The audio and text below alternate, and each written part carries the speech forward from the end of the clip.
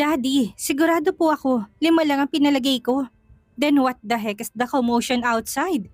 Pati media, meron na! Napayuko siya sa sigaw nito, maging ang mga empleyado niya ay walang nagsalita. Pinakilala pa naman kitang CEO at ipapakilala na rin sana sa board of directors, pero anong ginawa mo? You messed up, Marian. I'm so disappointed. Parang patalim na sumugat yon sa puso niya. Nag-init ang sulok ng mga mata niya. Hindi siya sanay na pagalitan nito lalo't lagi siya nitong pinupuri. I'm sorry, Dad. Ipapaimbestiga ko po. Nangihinang sagot niya. Fix this mess. Hindi ako maglalabas ni singkong kusing para bigyan lahat ng bahayan. Kabago-bago mo sa pamamalakad, ay ilulugi mo kaagad ang kumpanya. Prove to me that you are worthy of my wealth. Maanghang na hamon ito sa kanya bago tumalikod. Bumaksak agad ang luha niya. Napalunok at muntik ng matumba kung hindi lang siya nasalo ni Miss Mara. Ginalit ko si Daddy. Hindi mo naman kasalanan, Marian. Pangaalo ni Miss Mara. Tingin ko, nasabotahe ka, ma'am. Komento ni Emil. Napalingon siya dito. Naisip na rin niya ang bagay na yon. Ipaimbestiga mo at huwag mo na maglalabas ng lahat ng products na nalagyan ng Borja ticket. Tingin ko lahat ng nilabas kahapon ay may papremyo. Hinala niya. Tumalima si Emil sa utos niya. Ang problema niya pa ngayon ay mga taong nakakagulo sa labas. Pagsilip niya ay may mga media na nga at meron pang naka-megaphone. Ibigay ang bahay namin! Ibigay! Ibigay! Ulit-ulit pang sigaw ng mga to. Nakagat na niya ang daliri sa pag-iisip ng solusyon. Ang dami nila. Na-check niyo ba lahat kung totoo at hindi peke ang mga ticket? Legit lahat, Marian. Pati yung mga pinatignan mong nasa factory pa ay meron lahat. Pinaimbestiga ko na ang nagmamanage, gaya ng utos mo. Report ni Miss Mara. Yung triplets, ipauwi mo na muna kay Mona. Baka maipit mamaya sa labas at mapansin pang sasakyan. Wala siyang maisip na solusyon, hindi ganitong inaasahan niya. Ang lumalabas pa sa balita ay pangit na imahe ng kumpanya nila, kaya't sigurado siyang mas magagalit ang daddy niya. Marian, may gusto na mag-backout na investor. Hintakutang imporma ni Miss Mara. Mabilis siyang lumapit sa mesa nito. Nasa screen ang email ni isa nilang investor na magwi-withdraw ng investment kapag hindi naayos ang gulo. Mangiyak-iyak niyang nasa bunot ang buhok. Pwede bang sabihing ulitin na lang? Bigyan na lang sila ng consolation prize. Naawang tumingin sa kanya si Miss Mara. Kahit si Sir Harry, hindi niya kayang bigyan lahat yan ng bahay. Pero baka makatulong siya. Hindi ako lalapit sa kanya. Wala siyang magagawa. Mading bigkas niya. Natutuliro na siya at nabigyan na niya ang mga tao ng merienda. Ngunit ayaw pa ring umalis sa harap ng building nila. Dagdagan na lang natin ang pabahay. Gawin nating 10. Baka sakaling kumalma sila. Suwestyon ni Emil sa kanya. Hindi niya alam kung epektibo yon. I'll donate 10 more houses plus Alpha Omega will donate 20 more houses. The rest of the people will receive consolation prize. Is that enough? Napalingon siya sa boses ni Sir Harry. Seryoso itong napalapit sakay ng wheelchair nito habang nasa likod ng sekretarya nito. Mabuti na lang pala't napauwi na niya ang triplets. Napatayo siya ng tuwid. Titigil ba sila sa ganon? Kiniling itong ulo. I hope so. 40 houses na yon. Magrereklamo pa ba sila para sa isang pagkakamali mo? Kinuyom niya ang kamao. Iniinis ba siya nito at umaaktong superhero niya? Fine, gawin mo. Ipapaimbestiga ko pa rin. Mali ko ba't baka pakana mo rin to. Tumikwas ang kilay nito. Mag-aaksaya ba ako ng pera para lang sa ganito? Ayaw mo yata. Wag na lang.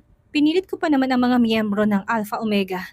Sandali, pigil niya sa akmang pagtalikod ng wheelchair nito. Lumapit siya at nilunok ang pride niya. Tatanggapin ko na. Matagal itong tumitig sa kanya. It's not for free. I hope you know that. Lalong kumuyom ang kamao niya. Sinasabi na nga ba niya kahit anong gusto mo, Sir Harry? Labag sa loob na sagot niya. Umangat ang gilid ng labi nito. Ito pa mismong lumabas sa mga tao. Nagsorry at nilahad ang gusto nitong mangyari. Pwede na rin basta sa aming mga nakakuha ng ticket pa rin ang mananalo. Sagot ng isa. Of course, palista mga pangalan at pwede na kayong umuwi. Please don't forget your grocery package at the booth corner. Huling habilin pa nito sa mga taong naghiyawan. Napatanga siya. Paano may booth corner at parang walang nangyaring nagsipag-alisa ng mga tao doon? Anong ginawa mo, Sir Harry? Ding tanong niya dito. Bahagyang umangat ang gilid ng labi nito. Hindi rin nahiyang hawakan ang bewang niya sa harap ng mga empleyado niya. I'm a businessman, Katie. Kinukuha ko lahat ng oportunidad na nakikita ko. Paano ba yan? Malaki-laki ang babayaran mo, Miss Borja. Nanliit ang titig niya dito. Gusto niya talagang maniwalang ito ang may pakana. Hintayin ko munang lumabas ang investigasyon. Makakauwi ka na, Harry. Akmang lalagpasan niya ito, ngunit tinila nitong braso niya. Ganon lang yon? Seryosong tanong nito, nalito siya bigla. Bakit? Paano ba dapat? Babayaran kita kapag may resulta na. Wala man lang akong halik, Miss Borha? Paus na tanong nito na ikinalaki ng mga mata niya habang nakarinig ng impit na hagikik sa mga empleyado niya. I want to kiss you, dagdag na bulong nito. Ayoko, ngunit mas malakas siya nitong hinila. Kinabig ang batok niya at kagad na siniil ng halik.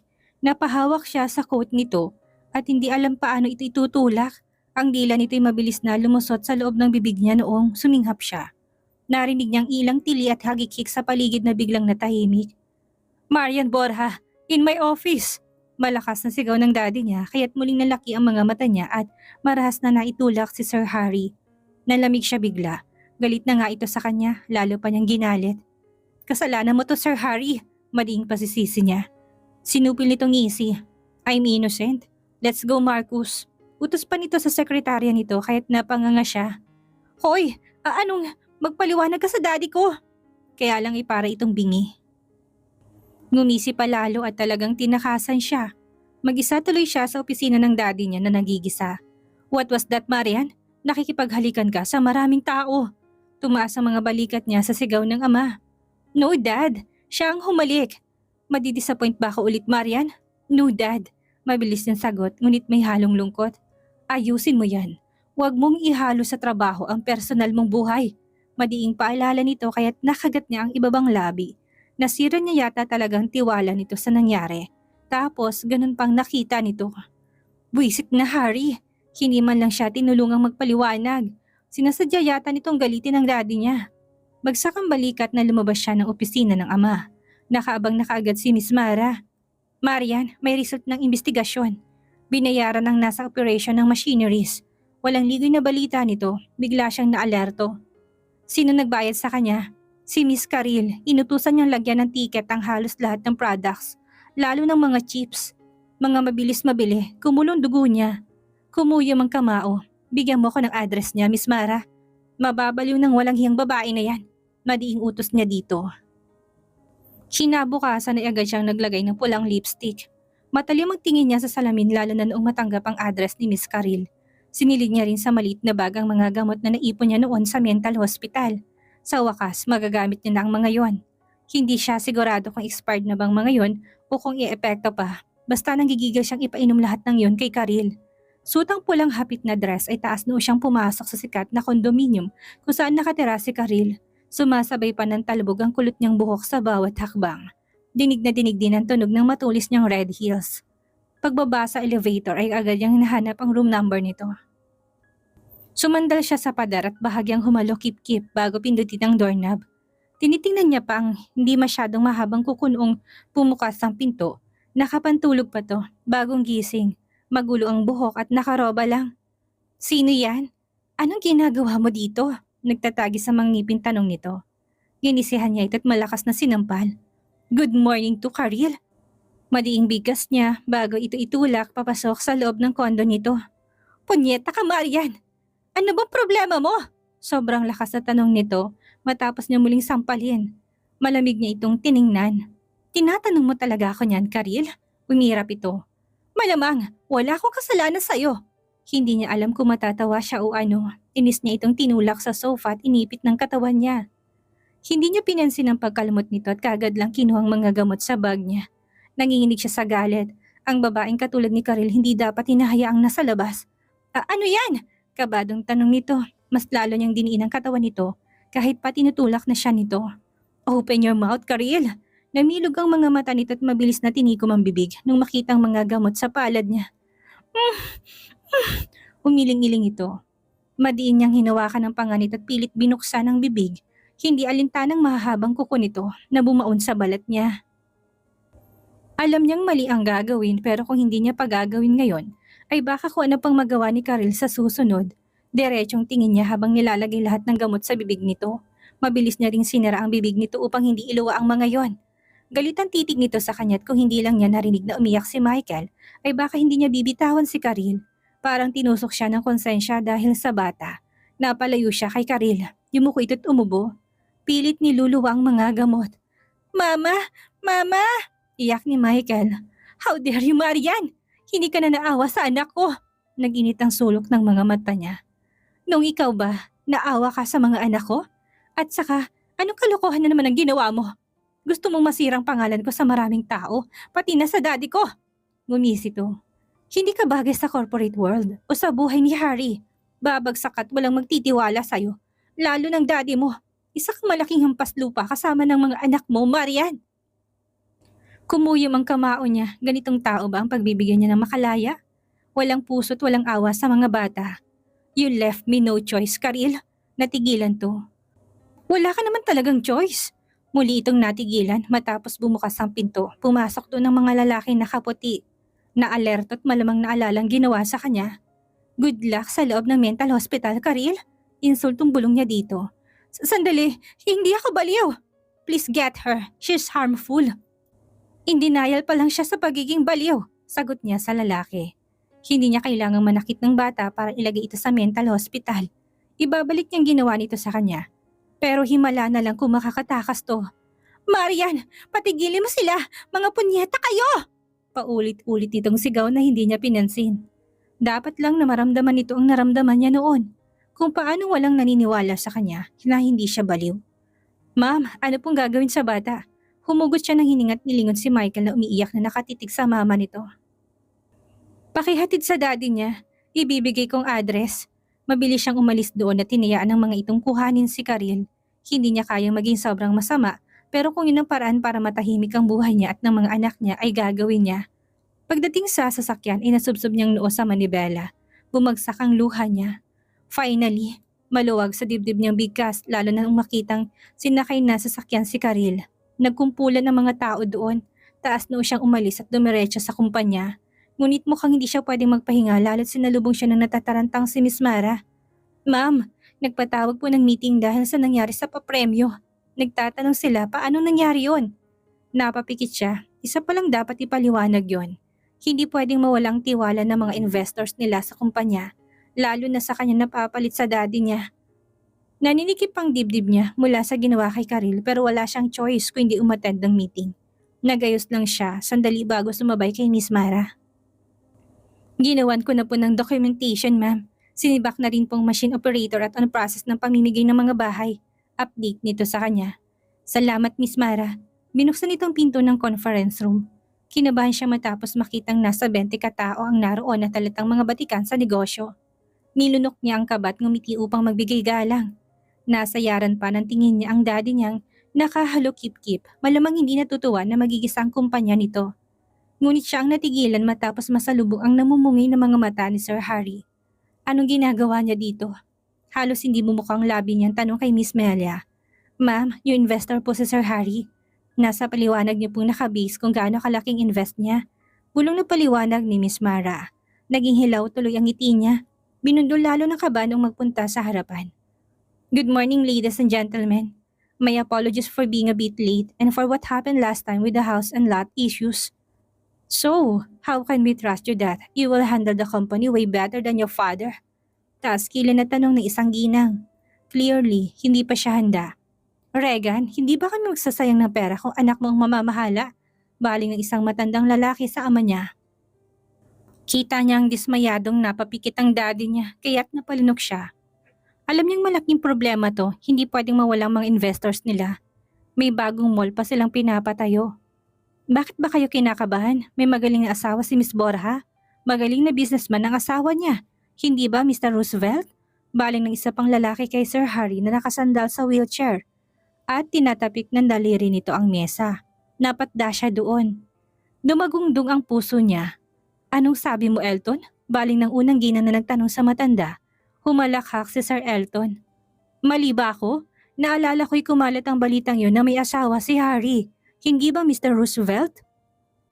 Nalukot niya ang hawak na dokumento nung makitang multong ngiti ni Sir Harry. Tama po kayo. I'm actually here to support my wife. I'm sorry for the inconvenience. But it was not her fault. May aberya lang sa factory. Makakasigurado kayong hindi na mauulit. Naayos na rin ang problema sa mga customer. Hindi masisira ang kumpanya. I will guide my wife until she becomes a flawless businesswoman. Suwabing paliwanag nitong kinatango ng mga naroon. Para bang kapag si Sir Harry ang nagsabi ay mangyayari yon. Malaki ang tiwala nila sa lalaki. Dumadami ng utang mo sa kanya, Marian. Pati utang na loob ay kasali na. Birong bulong ni Miss Mara. Hindi siya makangiti. Ang daddy niya ay naniningkit ng mga mata kay Harry. Hindi mo na ikwento na manugang mo si Harry Regan. Nakangiting puna ng isa pang ginang, umangat ang gilid ng labi ng daddy niya pero alam niyang hindi ito natutuwa. Alam naman ito ang totoo. Kapag gumandang performance ng kumpanya, magdadagdag ako ng investment. Kapag ikaw, Harry, ang namalakad, alam ko hindi malulugi. Yabang ni isa pang matanda. Humalukip-kip na siya. Lahat yata ng atensyon ay napunta sa magaling niyang asawa na nakangisi. Magyayabang na naman ito sa kanya. Let's give my wife a chance. Nasa likod niya lang ako. Natigilan ito sa pagsasalita at maging sila ay napalingon sa pinto noong bumukas yon. Namilog ang mga mata niya at napatayo ng tuwid nung sumilip ang triplets niya. Oh, ang daming tao, Mika! Gulat na bulalas ni Chloe. Lalong sumilip si Mika. Sabi ni Kuya Emil, nandito si Mama. Hala, sorry po. Hinging paumanhin ng anak niya matapos matantong meeting yon. Anong meron? Bawal bang pumasok? Kuryosong tanong ni Mig. Nanlamig siya bigla lalo na noong tuluyang pumasok ang tatlo. Namataan niya rin si Yaya Mona na tumatakbo palapit. Nataranta din siya at maging si Miss Mara. Ay, nandito si Sir na gwapo! Biglang tili ni Mika bago tumakbo kay Sir Harry. Lumaki ng ulo niya sa kaba. Gusto niyang magtago bigla. Ngumiti naman si Sir Harry kahit pa dinumog siya ng tatlo't nagpumili tumakyat sa kandungan nito. Ang cute na mga bata. Sir na gwapo ba talagang tawag sa daddy nila? Natutuwang tanong ng ginang kanina. Nagyelo ng mga labi niya lalo na noong kunot noong lingunin ito ni Sir Harry. Napakurap at napatitig sa mga anak niya. Lagot na Marian, kabadong bulong ni Miss Mara. Ang daddy niya ay napatayo din at gusto yatang itago ang mga anak niya, ngunit nasa kandungan na ni Sir Harry. Sir na gwapo, paano ikaw nandito? Nandun si mama ko. Tinuro pa siya ni Mig, kaya't namilog ang mga mata niya lalo naman noong sundan ng tingin ni Sir Harry ang kamay ng anak niya. Ma'am, sorry. Natakasan ako ng triplets. Hingal na hinging paumanhin pa ni Yaya Mona sa kanya, kaya't napamura na siya sa isip. Mama niyo? Hindi na makangiting, tanong ni Sir Harry sa tatlong bata, habang siya'y kumakalabog ng dibdib niya at gusto nang lumipad ng puso niya, palis sa kanyang katawan.